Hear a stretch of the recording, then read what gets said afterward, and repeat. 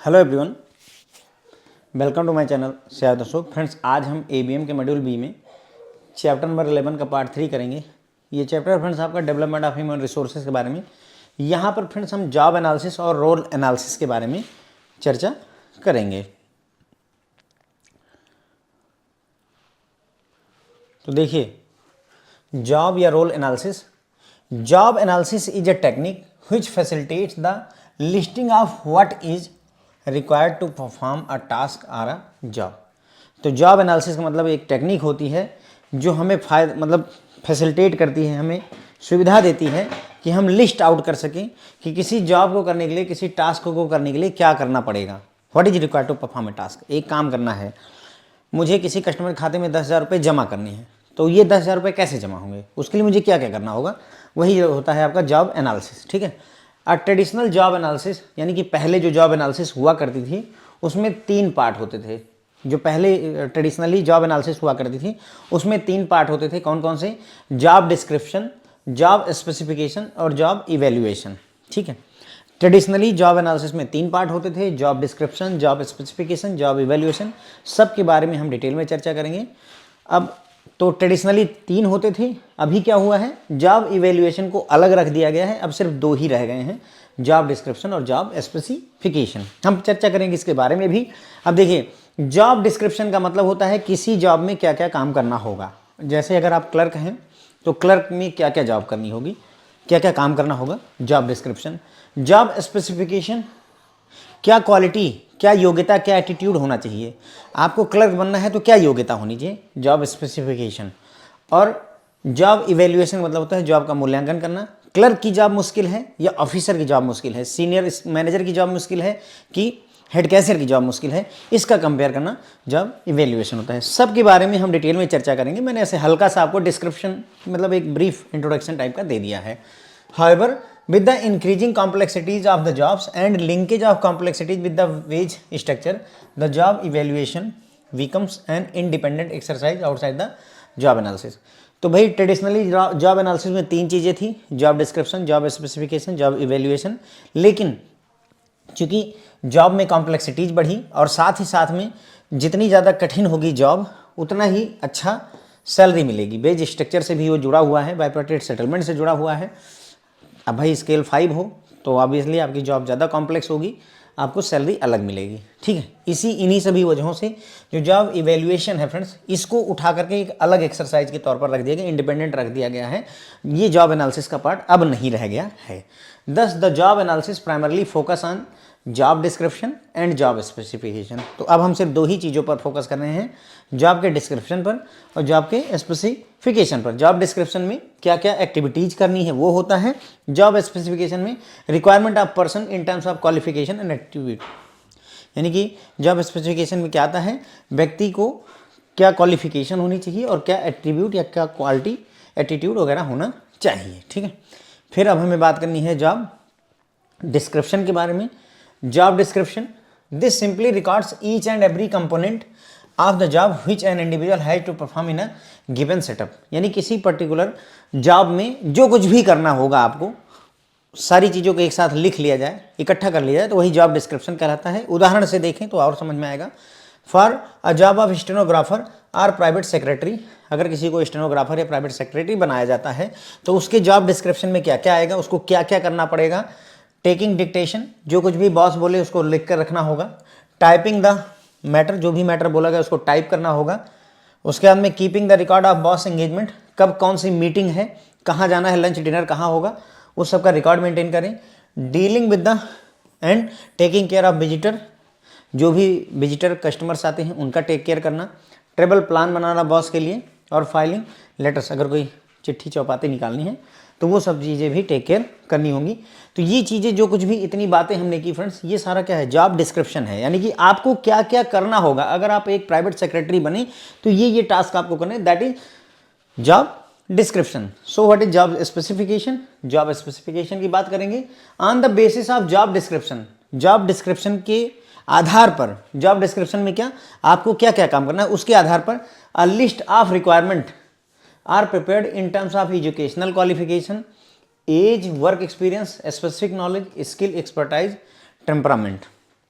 यानी कि जो भी जॉब डिस्क्रिप्शन दी गई कि भाई हमको सेक्रेटरी अगर बनाना है, किसी को पर्सनल सेक्रेटरी, प्राइवेट सेक्रेटरी बनाना है, तो उसके अंदर क्या क्या खासियत होनी चाहिए, क्या उसे ग्रेजुएट होना चाहिए कि पोस्ट ग्रेजुएट होना चाहिए, उसकी एज क्या 18 से 35 होनी चाहिए, 18 से 50 होनी चाहिए, वर्क एक्सपीरियंस होना चाहिए नहीं होना चाहिए, कोई विशेष नॉलेज जैसे वो शॉर्ट हैंड वगैरह का नॉलेज होना चाहिए नहीं होना चाहिए, क्या क्या और स्किल्स, इंग्लिश अच्छी हो, लाइक दैट।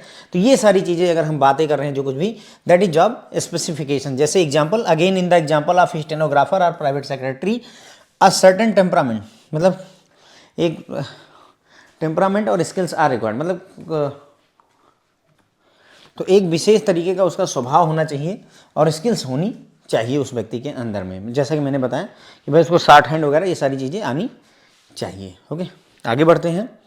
एग्जाम्पल के लिए, besides short hand and typing skills the person need to have a good knowledge of language, English और हिंदी, उसकी अच्छी मेच्योरिटी होनी चाहिए, चार्मिंग पर्सनालिटी होनी चाहिए, शार्प अंडरस्टैंडिंग और पेशेंस वगैरह होना चाहिए। तो यानी कि व्यक्ति को अगर पर्सनल सेक्रेटरी या स्टेनोग्राफर बनना है तो शॉर्ट हैंड और टाइपिंग तो आनी ही चाहिए, प्लस उस व्यक्ति के पास में नॉलेज भी होनी चाहिए हिंदी इंग्लिश दोनों भाषाओं की, और भी भाषाओं की जरूरत हो तो उसको भी आना चाहिए, मेच्योरिटी होनी चाहिए उसके अंदर में, अच्छी पर्सनालिटी होनी चाहिए, डल नहीं दिखना चाहिए, शार्प अंडरस्टैंडिंग होनी चाहिए और धैर्य वगैरह ये सारी खासियत उसके अंदर होनी चाहिए। तो ये हमने क्या बात की, हमने बात की जॉब स्पेसिफिकेशन की। ठीक है, तो देखिए हमने यहाँ से उठाया, बात करनी शुरू की जॉब या रोल एनालिसिस की।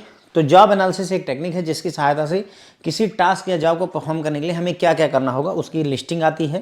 फिर ट्रेडिशनली जॉब एनालिसिस में 3 कंपोनेंट या 3 पार्ट होते थे, job description, job specification, job evaluation. लेकिन जैसे जैसे जॉब में कॉम्प्लेक्सिटी बढ़ती गई, कठिनाइयाँ बढ़ती गई, और वही कठिनाइयों से ही बेज स्ट्रक्चर को डिसाइड किया जाने लगा। अगर भाई सीईओ की जॉब है तो ऑब्वियसली ज़्यादा सैलरी होगी, तो इसीलिए जॉब इवैल्यूएशन को एक अलग एक्सरसाइज के तौर पर रखा गया। अब इसको जॉब एनालिसिस में नहीं रखा जाता है। ठीक है, तो जॉब एनालिसिस से बाहर कर दिया गया। तो अब बेसिकली जॉब एनालिसिस में 2 चीज़ें आती हैं, जॉब डिस्क्रिप्शन और जॉब स्पेसिफिकेशन। जॉब डिस्क्रिप्शन मतलब कौन कौन सा काम करना है, और जॉब स्पेसिफिकेशन मतलब कि आपके अंदर क्या क्या एजुकेशनल क्वालिफिकेशन और क्वालिटीज़ होनी चाहिए। फिर हमने जॉब डिस्क्रिप्शन की बात की। जॉब डिस्क्रिप्शन का मतलब होता है कि किसी पर्टिकुलर जॉब में कौन कौन से टास्क होते हैं, कौन कौन से काम आपको करने होंगे, परफॉर्म करने होंगे, वही जॉब डिस्क्रिप्शन होता है। जैसे उदाहरण के लिए अगर आपको स्टेनोग्राफर या प्राइवेट सेक्रेटरी बनाया जाएगा तो आपको डिक्टेशन लेना होगा, जो कुछ भी बोल रहा है उसको लिखते रहना होगा, उसको टाइप करना होगा, बॉस के इंगेजमेंट का ख्याल रखना होगा, आपको विजिटर कस्टमर से डील करना होगा, आपको उसके ट्रैवल प्लान, लंच डिनर का अरेंजमेंट देखना होगा। ये सारी चीज़ें आपकी जिम्मेदारी होंगी। जॉब स्पेसिफिकेशन में होता है कि जो भी जॉब डिस्क्रिप्शन में बताया गया उसके आधार पर यह डिसाइड किया था कि उस व्यक्ति के अंदर में, जिसको हम इस पोस्ट पर रखेंगे, उसके अंदर क्या क्या education qualification, work experience, age, specific knowledge. जैसे IBPS में आप सेलेक्ट हो रहे थे तो उस समय जो आपने देखा था वो जॉब स्पेसिफिकेशन था कि यानी बैंक में अगर हमें मैनेजर बनना है, हमें PO बनना है, तो you should have the knowledge. तो जॉब स्पेसिफिकेशन की वो बात हो रही थी। एक बार बैंक में सेलेक्ट हो गए और नौकरी करना शुरू किया, अब आपने क्या काम करना है, दैट इज जॉब डिस्क्रिप्शन। काम क्या मिला आपको, मैं IT में चला गया, मैं HRD में चला गया, मुझे जो है NPA में डाल दिया गया, तो वो जॉब स्पेसिफिकेशन है, सॉरी जॉब डिस्क्रिप्शन है, वो जॉब का डिस्क्रिप्शन है। जॉब स्पेसिफिकेशन सिलेक्शन के टाइम पर यूज हुआ है। तो जैसे एग्जांपल के तौर पर स्टेनोग्राफर या प्राइवेट सेक्रेटरी किसी को अगर बनना है तो उसके अंदर में एक अलग सा स्वभाव और स्किल वगैरह होनी चाहिए। जैसे उदाहरण के लिए उन्होंने बताया कि शॉर्ट हैंड और टाइपिंग तो आनी चाहिए, लेकिन आपकी मेच्योरिटी होनी चाहिए। ये नहीं कि लड़ पड़े, बॉस को ही पीटना शुरू कर दिया। पेशेंस होना चाहिए, चार्मिंग पर्सनालिटी होनी चाहिए, नॉलेज होनी चाहिए भाषाओं की। तो these are the thing that you need to take care. Job evolution, job evaluation though is treated as an independent activity outside the job analysis, but the job analysis provides significant data information which is useful for job evaluation। तो job evaluation को वैसे तो हम independent activity मानते हैं और इसे job analysis से बाहर रखा जाता है, लेकिन फिर भी जॉब एनालिसिस से जो डेटा मिलता है, इंफॉर्मेशन मिलती है, वो जॉब इवैल्यूएशन में बहुत मदद करती है। ठीक है, job evaluation is primarily used to compare similarities between jobs within the organization or between organizations or even in an industry। तो जॉब इवैल्यूएशन किस लिए यूज किया जाता है, ये कंपेयर करने के लिए कि क्या सिमिलरिटी है डिफरेंट जॉब के बीच में, मैनेजर की जॉब में, क्लर्क की जॉब में, ऑफिसर की जॉब में, हेड कैशियर की जॉब में क्या सिमिलरिटी है, इसको जो है कंपेयर करने की कोशिश की जाती है। ऑर्गेनाइजेशन के अंदर में भी डिफरेंट डिफरेंट ऑर्गेनाइजेशन के बीच में, इवन अक्रॉस इंडस्ट्री लेवल पर भी ये कंपेयर किया जाता है जॉब इवेल्युएशन में। Thus this is often the base for base settlement and use for comparison of two or more jobs in terms of their complexities and competence. तो मतलब ये है कि ये जो है क्या है, एक बेस बनता है किसके लिए, वेज सेटलमेंट के लिए। मतलब कहने का भाई जितनी कठिन जॉब होगी उसी हिसाब से आपको सैलरी मिलेगी। वेज सेटलमेंट के लिए ये बेस का काम करती है कौन, जॉब इवेल्युएशन। ठीक है, उसके बाद में हम साथ ही साथ में दो या दो से अधिक जॉब का कंपेयर कर सकते हैं उनकी कॉम्प्लेक्सिटीज और कॉम्पिटेंस के टर्म में, कि कितनी कॉम्प्लेक्स मतलब जो है कितनी कठिनाई है किसी जॉब में, कितनी क्षमता या दक्षता की जरूरत है, वो भी हम देख सकते हैं। It may be notice that the job analysis यानी जॉब डिस्क्रिप्शन और job specification can provide the basic data for implementation of various HR function both traditional and modern. मतलब कह रहे हैं कि जॉब एनालिसिस से जो हमें डेटा मिलेगा, वो बेसिक डेटा मिलेगा, उसकी सहायता से हम बहुत सारे एचआर फंक्शन को इम्प्लीमेंट कर सकते हैं। कौन कौन से फंक्शन को इम्प्लीमेंट कर सकते हैं, यहाँ पर लिस्ट दी हुई है। ठीक है, तो जॉब एनालिसिस से जो डेटा मिलेगा, जॉब एनालिसिस में दो चीज़ें, जॉब डिस्क्रिप्शन और जॉब स्पेसिफिकेशन, इवैल्यूएशन को बाहर रख दिया गया है। ठीक है, तो ये बेसिक डेटा प्रोवाइड करता है किस चीज़ के लिए, चाहे वो ट्रेडिशनल एचआर फंक्शन हो चाहे मॉडर्न एचआर फंक्शन हो, उसको इम्प्लीमेंट करने के लिए ये हमें बेसिक डेटा प्रोवाइड करता है। For example it can provide basis for, ये बेसिस प्रोवाइड करता है किसके लिए, मैन पावर प्लानिंग के लिए, रिक्रूटमेंट एंड सिलेक्शन के लिए। ठीक है, यानी कि जो जॉब एनालिसिस हुई उससे हमें डेटा मिलेगा, उससे हम क्या कर सकते हैं, मैन पावर प्लानिंग कर सकते हैं, उससे हम रिक्रूटमेंट एंड सिलेक्शन कर सकते हैं, उससे हम ट्रेनिंग और डेवलपमेंट का काम कर सकते हैं, उससे हम परफॉर्मेंस मैनेजमेंट देख सकते हैं, उससे हम रिवार्ड कंपनसेशन डिसाइड कर सकते हैं, talent management and succession planning कर सकते हैं, कैरियर प्लानिंग भी की जा सकती है।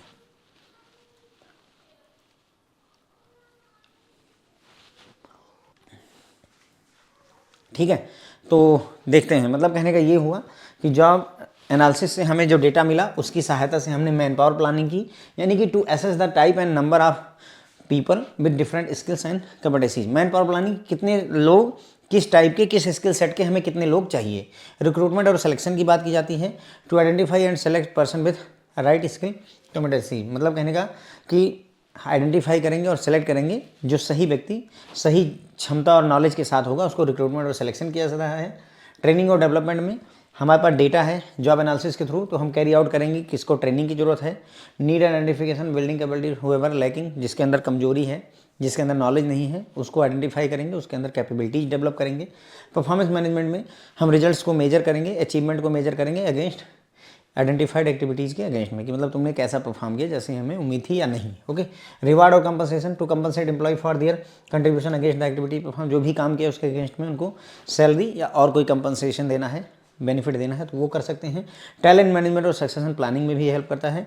To identify talent and nurture them for future job position to occupy key position. मतलब कहने का कि जो भी डेटा हमारे पास है उससे हम की टैलेंट को आइडेंटिफाई कर सकते हैं, उनको पाल पोस के बड़ा कर सकते हैं भविष्य की जॉब के लिए। कैरियर प्लानिंग में भी मदद करता है। To plan the growth of employee keeping in view of job requirement, job requirement के हिसाब से एम्प्लॉय की कैरियर कैसा जाना चाहिए इस ऑर्गेनाइजेशन में, उसके बारे में भी मदद करता है। फिर आगे अगली बात होगी, पर ये पहले हम दोबारा से देख लेते हैं। ठीक है, तो यहाँ तक हमने बात कर ली थी, जॉब इवैल्यूएशन की बात करनी थी। जॉब इवैल्यूएशन मैंने बताया कि job evaluation though is treated as an independent activity, इसे इंडिपेंडेंट एक्टिविटी माना जाता है, जॉब एनालिसिस में अब नहीं रखा जाता है। जॉब एनालिसिस में जॉब डिस्क्रिप्शन जॉब स्पेसिफिकेशन को ही रखा जाता है, लेकिन फिर भी जो भी डेटा आता है हमारे पास में, ठीक है, वो बहुत ही यूजफुल है किस चीज़ के लिए, जॉब इवैल्यूएशन के लिए। जो डेटा कहाँ से आता है, जॉब एनालिसिस से जो डेटा आता है। ओके, जॉब इवैल्यूएशन का प्राइमरी उद्देश्य क्या है, मुख्य उद्देश्य क्या है, कि सिमिलरिटी को कंपेयर करना between jobs within the organisation के बीच में जो जॉब्स हैं उनके बीच में सिमिलरिटी को आइडेंटिफाई करने की कोशिश करनी है, या दो ऑर्गेनाइजेशन के बीच में जो जॉब्स हो रही हैं उनके बीच में सिमिलरिटी या पूरी इंडस्ट्री में कंपेयर करने का उद्देश्य होता है। तो बेजेस सेटलमेंट के लिए ये बेस का काम करता है, यानी जॉब इवैल्यूएशन के उसी के आधार पर आपकी सैलरी डिसाइड होती है। और साथ ही साथ में दो या दो से अधिक के जॉब के बीच में कितनी कॉम्प्लेक्सिटी मतलब कितनी कठिनाई है जॉब में और कितनी क्षमता की ज़रूरत है, इसको भी हम कंपेयर कर सकते हैं किसकी सहायता से, जॉब इवैल्यूएशन की सहायता से। ठीक है, इसके बाद हमने देखा कि जॉब एनालिसिस से जो डेटा मिलता है जॉब डिस्क्रिप्शन और जॉब स्पेसिफिकेशन का, वो बेसिक डेटा प्रोवाइड करता है हमें एचआर के वेरियस फंक्शन को इंप्लीमेंट करने के लिए। एचआर के वेरियस फंक्शन कौन कौन से हैं, मैन पावर प्लानिंग, रिक्रूटमेंट और सिलेक्शन, इन सब के लिए डेटा मिलता है। यानी जॉब एनालिसिस कर ली तो हम ये सारे काम उस जॉब एनालिसिस के डेटा के आधार पर मैन पावर प्लानिंग कर सकते हैं। जैसे जॉब एनालिसिस कर ली कि हमारी ऑर्गेनाइजेशन में ये काम होना है, अब कितने मैन पावर चाहिए, 10 लोग चाहिए, 5 लोग चाहिए, वो हम डिसाइड कर सकते हैं। रिक्रूटमेंट, किसको रिक्रूट करना है नहीं करना है वो भी हम डिसाइड कर सकते हैं। किसको ट्रेनिंग की जरूरत है नहीं जरूरत है, परफॉर्मेंस अप्रेजल करेंगे, उसका रिवार्ड और कंपनसेशन देंगे, टैलेंट मैनेजमेंट करेंगे, करियर प्लानिंग, ये सारे काम हम कर सकते हैं। ठीक है, फिर आगे बढ़ते हैं। It is relevant to note that there are various terms which are used to describe the work people do in an organisation. एक ऑर्गेनाइजेशन में लोग जो काम करते हैं, जो वर्क करते हैं, उसको डिस्क्राइब करने के लिए बहुत सारे टर्म यूज होते हैं, जैसे टास्क, जॉब, पोजीशन, रोल और वर्क। इन्हें इंटरचेंजेबली यूज किया जाता है। यानी कि हम कभी बोल देंगे कि यार मुझे ये टास्क दिया है मेरे सर ने, मेरे बॉस ने, मुझे ये वर्क दिया है, मुझे ये रोल दिया है, मुझे ये पोजीशन मिली हुई है, काइंड ऑफ दैट हम इसे बोलते रहते हैं एक ही चीज़ के लिए। लेकिन अगर एकेडमिक पढ़ाई लिखाई के पॉइंट ऑफ व्यू से देखा जाए तो इनमें रिलेशनशिप होती है। तो इन्हीं पांचों टर्म जो है फ्रेंड्स, इनके बारे में हमें डिस्कस करना है कि टास्क क्या होता है, जॉब क्या होता है, पोजीशन क्या होती है, रोल क्या होता है, वर्क क्या होता है। तो उसी के बारे में देखिए, Pareek and Rao have explained the relationship among किसके, task, job, role, position, work के बीच में रिलेशनशिप एस्टेब्लिश करी है उन्होंने। तो पहले टास्क के बारे में देखेंगे, फिर जॉब के बारे में देखेंगे, सबके बारे में फ्रेंड्स हमें यहाँ पर देखना है। ठीक है, तो प्रीक एंड राव के हिसाब से टास्क, जॉब, पोजीशन, रोल और वर्क में रिलेशनशिप है। थोड़ा डेफिनेशन जैसे दी गई है हम बारीकी से समझने का प्रयास करेंगे।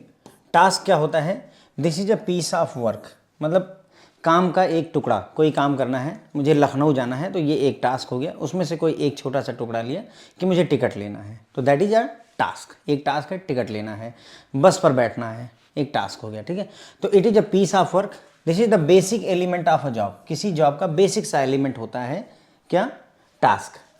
As such requires a person to do the task to achieve a specific product. अगर किसी प्रोडक्ट को, स्पेसिफिक प्रोडक्ट को अचीव करना है, बनाना है, तो उसके लिए व्यक्ति को सर्टेन टास्क करने पड़ते हैं। फिर आता है job, this is the complex system of task, यानी इसमें एक टास्क नहीं होते, मल्टीपल टास्क होंगे, उनका एक कॉम्प्लेक्स जो है कॉम्प्लेक्स सिस्टम हो जाता है। Requiring an individual to achieve an overall product, एक ओवरऑल प्रोडक्ट को अचीव करने के लिए आपको इस कॉम्प्लेक्स सिस्टम ऑफ टास्क से होकर के गुजरना पड़ता है। टास्क का मतलब एक छोटा सा काम है, मुझे बस का टिकट कटवाना था, so it is a piece of work, एक टास्क हो गया। और जब कई सारे टास्क एक साथ मिल जाए फ्रेंड्स तो हम उसे जॉब कह सकते हैं। ठीक है, फिर आता है पोजीशन, तो देखिए बोलते हैं ना senior manager, circle head, AGM like that, तो पोजीशन उसी की बात करता है। Puts an individual in a hierarchical pattern expecting those below to report or surrender to higher position. मतलब इसमें क्या होता है, एक विशेष व्यक्ति को एक हायरार्की में रख दिया जाता है, एक मतलब श्रृंखला में ऊपर से नीचे रखा जाता है, और ये उम्मीद की जाती है कि जो नीचे वाले लोग हैं वो रिपोर्ट करेंगे अपने से ऊपर वाली पोजीशन को। यानी कि manager should be reporting senior manager, senior manager अपने चीफ मैनेजर, चीफ मैनेजर अपने AGM को रिपोर्ट करेगा। And conform to the expectation while those higher up may be led to exploit the relationship and demand conformity. मतलब कहने का अब इसमें ये भी है कि माना ये जाता है कि जो हायर पोजीशन के लोग हैं वो आपका एक्सप्लॉइटेशन कर सकते हैं रिलेशनशिप का, क्योंकि वो बॉस हैं, बॉस इज ऑलवेज राइट वाली स्थिति बन सकती है। और जबकि जो जूनियर हैं उनसे उम्मीद की जाती है कि जो भी उम्मीद की जाए बॉस द्वारा, एक्सपेक्टेशन जो भी है उसको मैच करना है आपको। ठीक है, तो पोजीशन में ये एक प्रॉब्लम रहती है क्या, कि boss is always right. If boss is not always right तो रूल नंबर 1 को फिर से फॉलो करना है, अगर आपने मूवी 1, 2, 3 देखी हो तो। ठीक है, रोल की बात करें तो जैसे मूवी में विलन का रोल करना है, रावण का रोल करना है, काइंड ऑफ दैट, तो रोल वही चीज़ हो गई। Emphasises on the pattern of expectation. ठीक है, तो एक रोल दे दिया गया, भाई आपको विलन बनना है, तो अब आपसे एक्सपेक्टेशन है, आपको इज्जत लूटनी है, लाइक दैट। ठीक है, तो ये रोल है एक्सपेक्टेशन का, सॉरी टू से दैट। अब जनरल लाइफ में अगर कहा जाए तो आपको रोल दे दिया गया है ब्रांच मैनेजर का, तो आप ब्रांच को मैनेज करिए, चाहे जैसी स्थिति में हो, चाहे जो भी हो, लड़ाई झगड़े दंगे जो कुछ भी हो, आपको ब्रांच को मैनेज करना है। एक आईएएस होता है, उसको डिस्ट्रिक्ट मैनेज करने के लिए दिया जाता है कि पूरा जिला मैनेज करिए, चाहे जैसे भी जो भी स्थिति बने, you have to manage it. तो रोल हो गया emphasis on the pattern of expectation. Work जो है मतलब जैसे देखिए टास्क हुआ, टास्क के बाद में जॉब हुई और फिर वर्क आता है। वर्क जो है और आगे चला जाता है। Work involves a more complex pattern at is goes step further to encompass socio psychological relationship. तो ये एक स्टेप और आगे चला जाता है और कॉम्प्लेक्स होता है। वर्क में सामाजिक और मनोवैज्ञानिक ये सारी चीज़ें भी शामिल कर ली जाती हैं। ठीक है, तो वर्क हो गया, जॉब से भी आगे चला जाता है। पूरा का पूरा वर्क जो कुछ भी किया आपने वो सब वर्क में आ जाता है। ठीक है, the traditional concept of task and job has the problem of treating individuals as the mean to achieve the product as an isolated machine. तो जो पहले कॉन्सेप्ट हुआ करता था किस चीज़ का, टास्क का और जॉब का, उसमें प्रॉब्लम क्या थी, हर एक व्यक्ति को एक मशीन माना जाता था, आइसोलेटेड मशीन। यानी कि हमने इंसान को एक मशीन मान लिया, उसको एक टास्क दे दिया, उसे करना है, उसको एक जॉब दे दी, उसे करनी है। ठीक है, लेकिन इसकी वजह से क्या होता था, इस सोच की वजह से क्या होता था कि इंडिविजुअल व्यक्ति जो है एलिनेट हो जाता था। इसी पर्सपेक्टिव की वजह से जो आप काम कर रहे हैं उससे आप अपने आप को जुड़ा हुआ महसूस नहीं कर पाते थे। क्यों? क्योंकि तुमको एक टास्क दिया गया, जाओ टिकट काटो, तो हम बैठ के बस टिकट काट रहे हैं। हमें टिकट क्यों काट रहे हैं, किस बात के लिए काट रहे हैं, हमें मतलब नहीं है। ठीक है, तो ये एक प्रॉब्लम थी। क्यों? क्योंकि उस समय पहले टास्क और जॉब इसी ट्रेडिशनल कॉन्सेप्ट में ऐसे ही चलता था। The concept of position to makes one person powerful in relation to other is likely to have a dehumanising effect. अब क्या है कि पोजीशन का भी जो कॉन्सेप्ट है वो भी ऐसा ही है कि एक आदमी को ज़्यादा पावरफुल बना दिया जाता है, बाकी सभी उसके नीचे काम करते हैं। तो अगर सभी उसके नीचे काम करेंगे तो एक डिह्यूमनाइजिंग इफेक्ट के चांसेज रहते हैं। क्या मतलब है? मतलब ये है कि भाई आप मान लीजिए आप सीनियर मैनेजर हैं ब्रांच में, या आपके कोई सीनियर मैनेजर हैं, आप वहाँ पर क्लर्क हैं, तो सीनियर मैनेजर जो कहेगा वो आपको कहीं ना कहीं करना पड़ जाता है। तो ह्यूमनाइजेशन कहीं ना कहीं नहीं रह जाता, क्योंकि वो पोजीशन में ऊंचे हैं। आपसे सर्कल हेड ने बोल दिया ये करना है तो आप कर रहे हैं, मजबूरी है, संडे है तो भी आपको दौड़ना पड़ रहा है, तो that is dehumanising effect. It is the concept of role or work which takes an individual out of the traditional framework and put in a complex relationship involving job, self and others. मतलब बोलते हैं कि पहले task और job हुआ करता था, ठीक है, फिर पोजीशन हुई, मतलब टास्क, जॉब, पोजीशन, ये सब पुराने ख्यालात हैं।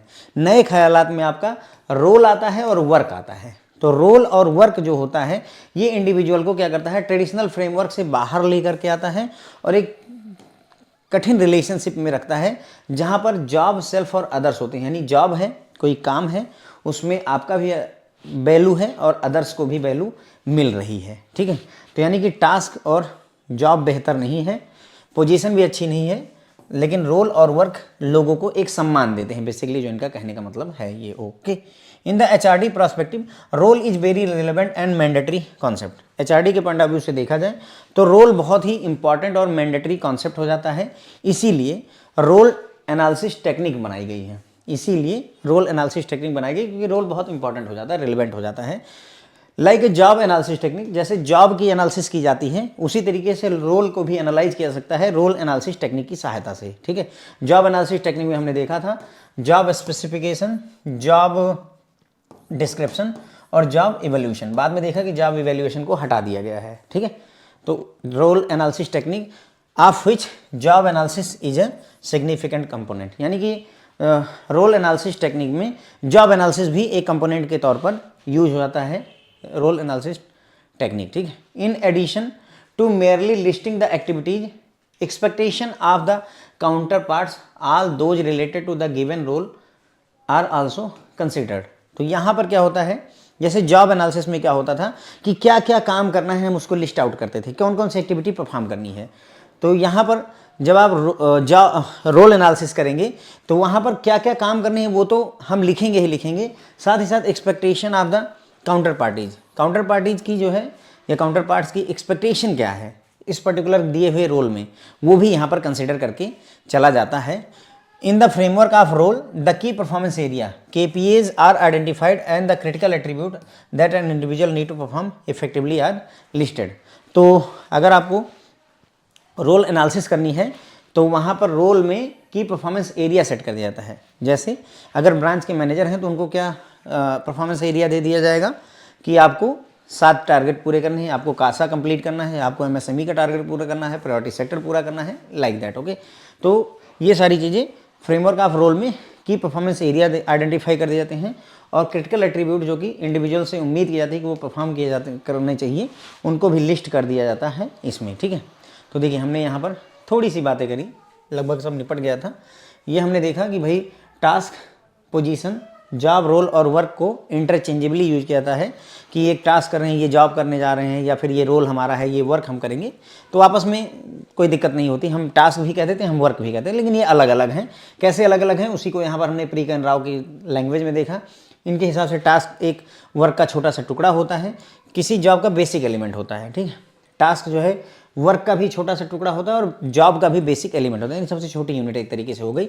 इसमें उम्मीद की जाती है पर्सन से कि वो पर्टिकुलर टास्क करेगा तभी उस प्रोडक्ट को या उस पर्टिकुलर काम को अचीव कर पाएगा। ठीक है, वर्क को। जॉब ये कॉम्प्लेक्स सिस्टम ऑफ टास्क होता है, इसमें कई सारे टास्क होते हैं जिसको ओवरऑल करना होता है व्यक्ति को, ताकि वो अपने प्रोडक्ट को बना सके, अपने डिजायर्ड रिजल्ट को फाइंड आउट कर सके। पोजीशन जो है हायरार्की की बात करता है, यहाँ पर जो ऊपर के लोग होते हैं, हायरार्की में ऊपर होते हैं, उनसे उम्मीद की वो मतलब वो उम्मीद करते हैं कि हमारे से नीचे वाले लोग हमको रिपोर्ट करेंगे, हमारे सामने सरेंडर करेंगे। ठीक है, उसके बाद में जो बॉस है वो ऑलवेज राइट वाली स्थिति में होता है, यानी कि बॉस की जो बातें हैं उनको आपको मानना पड़ता है, और जो है जो बॉस है वो चाहे तो आपका एक्सप्लॉइटेशन कर सकता है, मतलब कहने का आपका दुरुपयोग कर सकता है, आपसे जो काम नहीं करवाना चाहिए वो भी करवा सकता है। रोल में अगर देखा जाए तो यहाँ पर जोर किस बात पर दिया जाता है, emphasises on the pattern of expectation. यहाँ पर एक एक्सपेक्टेशन की पैटर्न होती है, मतलब आपसे ये रोल निभाना है, आपको सीनियर मैनेजर का रोल निभाना है। ठीक है, तो मैंने आपको रोल का एग्जांपल भी दिया था, जैसे कि आपको मान लीजिए ब्रांच मैनेजर का रोल निभाना है, तो अब ब्रांच में जो कुछ भी है वो आपकी जिम्मेदारी होगी। एक आईएएस है तो डिस्ट्रिक्ट मजिस्ट्रेट का रोल है, तो पूरा डिस्ट्रिक्ट आपको ही मैनेज करना है। ओके, वर्क में मोर कॉम्प्लेक्स पैटर्न होते हैं, और ये एक स्टेप और आगे बढ़ता है, तो वर्क अपने आप में संपूर्ण होता है। फिर हमने देखा कि जो पहले कॉन्सेप्ट टास्क और जॉब का हुआ करता था, उसमें प्रॉब्लम थी कि इंडिविजुअल व्यक्ति को एक मशीन माना जाता था, और उन्हीं मशीन के साथ साथ किसी प्रोडक्ट को बनवाया जाता था। इसी वजह से जो व्यक्ति था, इंडिविजुअल था, वो जो काम करता था उससे अपने आप को जोड़ नहीं पाता था। इसी तरीके से पोजीशन का जो कॉन्सेप्ट है वो भी कहीं ना कहीं डीह्यूमनाइजेशन इफेक्ट के साथ आता है, यानी कि एक व्यक्ति को पावरफुल बनाया गया, बाकी सब उसके सबऑर्डिनेट हुए, तो इस वजह से वो उसको दुरुपयोग करता था पोजीशन का। फिर जब कॉन्सेप्ट आया रोल और वर्क का, तो उसने इंडिविजुअल व्यक्ति को इस फ्रेमवर्क, जो सड़ा गला फ्रेमवर्क था, उसे बाहर निकाला और एक नई रिलेशनशिप में लाया, जिसमें जॉब, सेल्फ और अदर्स होते हैं। जॉब भी है, अपनी भी वैल्यू है, दूसरों की भी वैल्यू है। एचआरडी के पॉइंट ऑफ व्यू से देखा जाए तो रोल जो है बहुत इंपॉर्टेंट और मैंडेटरी कॉन्सेप्ट हो जाता है, इसीलिए रोल एनालिसिस टेक्निक होती है। जैसे जॉब एनालिसिस टेक्निक, वैसे ही रोल एनालिसिस टेक्निक भी होती है। ठीक है, उसके बाद में केवल एक्टिविटीज़ को लिस्टिंग कर देना ही पर्याप्त नहीं है, ये काम जॉब एनालिसिस में किया जाता है। यहाँ पर हर एक व्यक्ति से काउंटर पार्ट जो है उनसे क्या उम्मीद की जाती है, कौन सा रोल उनको निभाना है, इसकी भी बात यहाँ पर की जाती है। और रोल के फ्रेमवर्क में KPA की बात की जाती है। KPA भी कहाँ कहीं यूज होता है, की परफॉर्मेंस एरिया की है ना, KRA की रिस्पॉन्सिबिलिटी एरिया भी होता है, KRA भी कॉन्सेप्ट यूज होता है, की रिस्पॉन्सिबिलिटी एरिया होता है।